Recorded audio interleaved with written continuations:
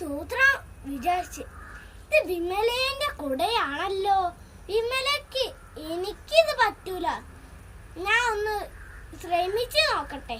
ചിറകൊണ്ട് തട്ടിയിട്ട് പോണില്ലല്ലോ, ഇതെന്താ ചുണ്ടോണ്ട് തട്ടി നോക്കട്ടെ, ഇതാ പോണില്ല.